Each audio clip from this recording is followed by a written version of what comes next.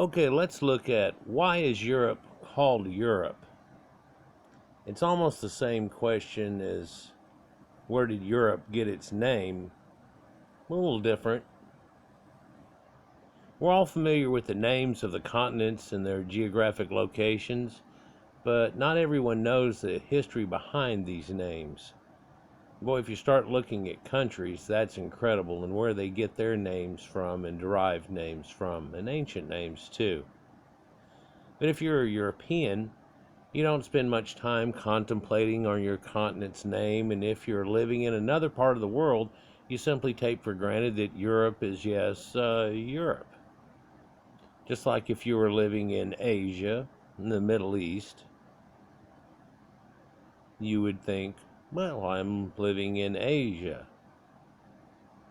And if you were living in North Africa or Sub-Saharan Africa, you would think I'm living in what's called Africa today.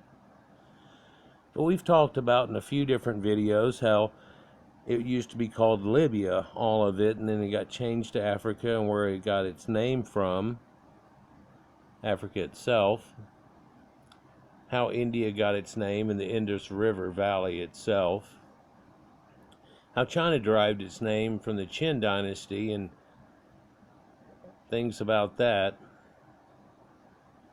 Modern day, a lot of people, whenever they think of the word Asia, think about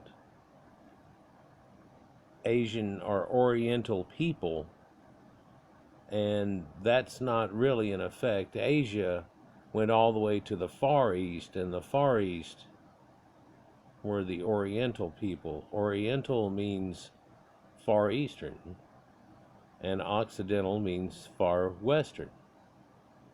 And you can see on the ancient maps where it derives and shows that. But when and how did we name the continent Europe? A possible answer to this question can be found in the history of ancient Greece. And so here's a picture here giving you two views, I guess. Here's the continent of Europe itself. And this is, I guess, what we'd call Europe, although this is right here is the Soviet Union and Russia, if you will. And if we looked at what people called Asia, it could derive all of this area that's white right here, here, and all the way across, and bordering, I guess, up to China. And then you would think that that would be Oriental, and therefore this would be Occidental here. But if it started right here, then the middle part would definitely be Asia. A lot of people don't know that Anatolia, what we call modern day Turkey, if you will, used to be called Asia Minor quite frequently. It's this smaller area here, and actually it encompassed thought this whole area into Yemen and this whole area leading off into India used to be called Asia Minor because of being trapped in between these waters here. And this was one area of Asia, and then here was a bigger one that was Asia Majora. It was much larger. And again, when we talk about Africa in the ancient days, they pretty much had the map cut off before the Horn right here and at the edge and going through the Sahara, and anything below about this line here didn't really exist on ancient maps. They figured it went off into the abyss of Sahara, wasn't sure about what came before that. And even though this is called Libya today, this whole area used to be called Libya. You can find that in ancient maps like Herodotus's map, and interestingly you can find a bunch of brown blotches all over the map, and that's where in the Iliad and the Odyssey they talked about Ethiopians. So it's not really this area here that on the Horn today and the people that were associated with it necessarily. I've got other videos about that. Let's go concentrate back here on this red form. It's kind of a red ochre color. Well, no, red ochre has a little more orange to it, and we'll talk about orange again here in a minute. For what we're looking at over here is ancient Greek ware. And this is like a plate, and like fancy plates. A lot of you might have grandma and so on that has plates that have special drawings and places for them. And for a while, there was a collection of things like that people would do, and this was something that you would not eat upon. Just like grandma's incredible china and her silverware that everybody got to take a look at, but even at Thanksgiving and so on, we just never used it, right? Well, we actually did in our family one year, and it was this big old thing, and then we really do it again. Yeah, yeah. And I've got a whole thing of chinaware and some glasses and stuff that I inherited that no one's ever used, and they've just sat in this glass armoire type thing and showed themselves off, even right in the face of a nice dinner. But that's the way that it goes. We've used some of the wine glasses and some of the other liquor glasses they have, and there's a whole assortment. But back to this. This plate that you see here is showing you one of the ancient mythologies of Greece. And this is where this woman, a princess of Phoenicia, or Canaan, if you will. The ancient Phoenicians called themselves Canaan, so that's where this all comes from. And that edge of the Mediterranean, in other words, living down in here where I'm pointing at pretty much now, encompassing the Holy Lands in that area, was Canaan, and the princess of that area moved to Crete to marry King Minos, and was taken on this white bull by Zeus and the powers that be and all this, and it has to do with the white bull. If you've been watching my recent videos, you'll know a connection that happened at a Christmas video that I put out, where they're connecting ancient Egypt and its thoughts on the white bull and the sacred cow and how it all works together, and Hathor and people of ancient Britain having the exact same, in the exact same lineage, exact hookup with the sky. And in fact, that's where we derive the name the Milky Way from. But now we have this connective, which is very much in between those two. And how did Europe in the red area get its name from someone down here? Well, the princess married a European king of Crete and Minos, and that was the Minoans, if you will, and the bull and the minotaur and the whole thing that goes along with it. And here's a bull here, like in sky, like in Taurus. Kind of funny way they depict it here. Women always rode side saddle, right, until very, very recently. There's no way to really ride in a dress or things like that, so you have to try to ride side saddle. But they still showed her standing up like she's just drifting along with it. Yeah, she's not really sitting up on its back and everything like a saddle would be, but drifting along wistfully. So the area that we're looking at, about 700 BC, was common to refer to mainland Greece as Europe. The word Europe is derived from Greek words Euries and Ops.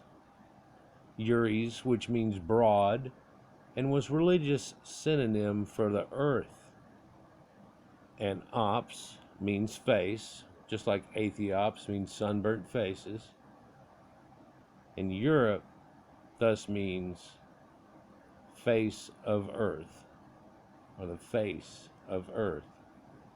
So Europe was to become, or due to this interaction, the face of earth.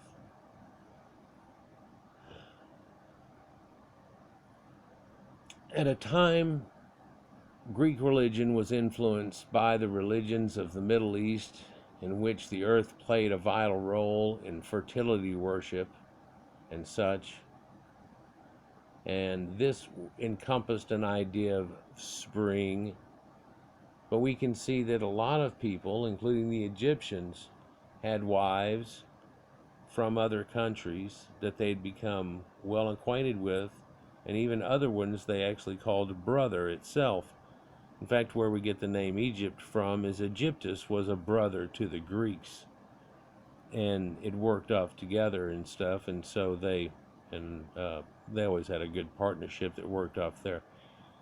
But it was really named Kemet by themselves, and that was really the fertile soil that spills upon the Nile here. But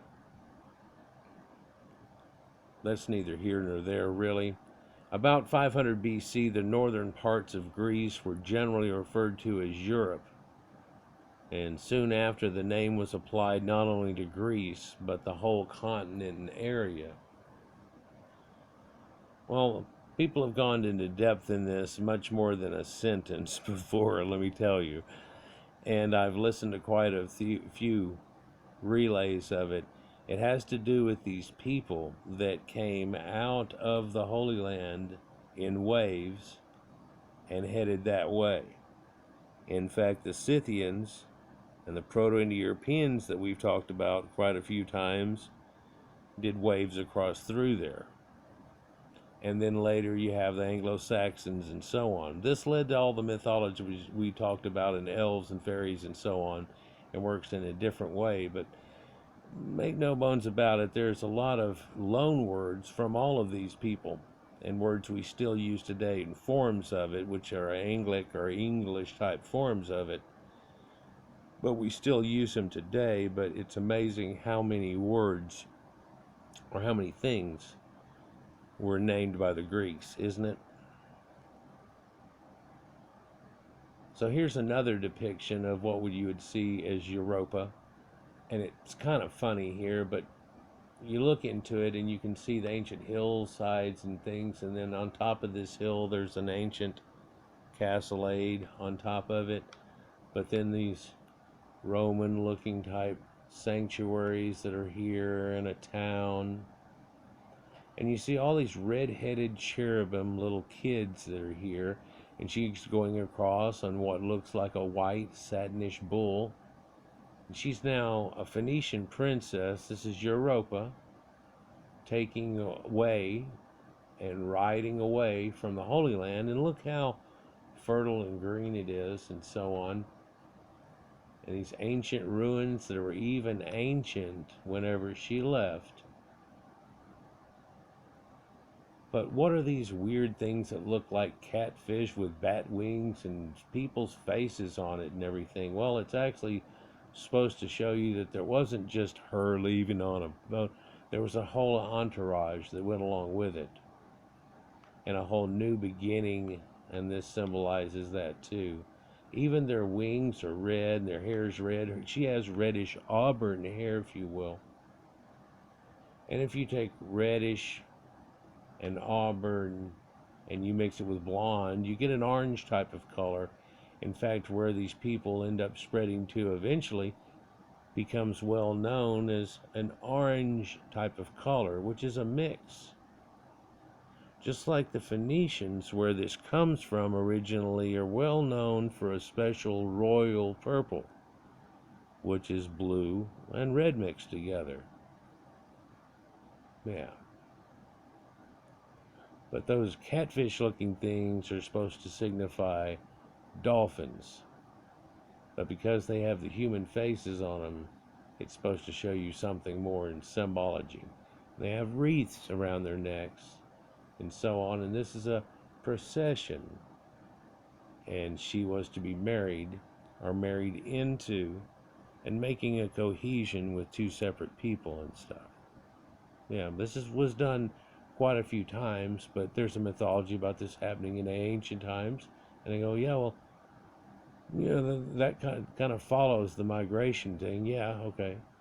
So according to another theory, promoted by many researchers too, the word Europe comes from the Semitic word Arabu, which means sunset. This is because when we look from a Middle Eastern viewpoint, the sun sets over Europe. Or actually where these people that live in Europe now, a large portion of them used to live where the sun used to rise from this place where they are. But now the sun sets there. But that, at the same time in the morning, In relation to them, the sun rises and sun sets, if you will. But as far as the center of the face of the earth, or something around the Caucasus Mountain area, if you think of that as a pinpoint area, there are things that are more eastern, or where the sun rises, and western, and where the sun sets. You can also do that up and down with North Africa, and then you have Mediterranean, the sea that's there, but strangely its name means Middle Earth. Yeah, like Lord of the Rings, but Mediterranean, terrain, Mediterranean means Middle Earth.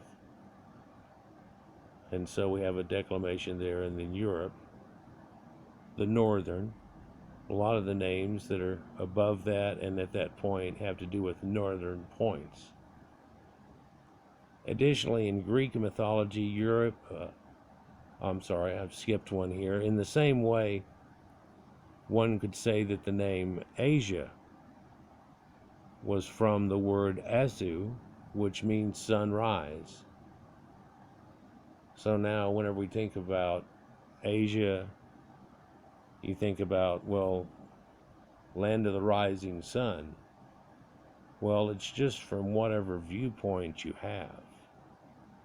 Even the ancient Scythians and Tocharians, even on the edge of China there, would still have a little stretch of a land and a people next to them that were land of the rising sun, have it on their flags and symbology. But then it would set not too many 100 miles to the south of you, over mountains and so on, and you would think of it in that way. And if you were to come there and then wait till the next day and wake up, the sun would still do the same thing over you. So it's a perspective, and we still look at things like this in the east and the west. But in relation to the world spinning around constantly, what is the east and the west? Where do you give your pinpoint at? Well, apparently we give it in that center point we were talking about. And additionally, in Greek mythology, Europa was a Phoenician princess who was abducted by the god Zeus, disguised as a white bull. She was taken to Crete, where later gave birth to Minos, who became the king of Crete, and the famous one we know about, Min, that gives the Minoans their name, before Crete became destroyed.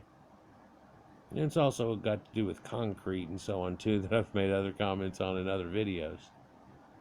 But so, marrying the ancient king that was there gave birth to Minos, who gave birth to civilization also. Isn't that strange how it keeps running through like that?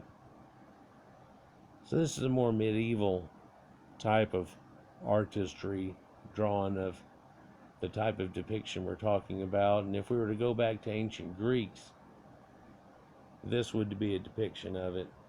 But of course, looking back in the history's books, this would have been actually something very ancient to them at that time too.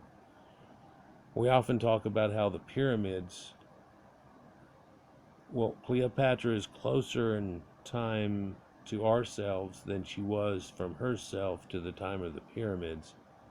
We could also say at this time that the Greeks, even though they had this going on, was thousands of years before that the supposed union led to this. Anyhow, like, share, and subscribe, and enjoy. And that's where Europe's name comes from.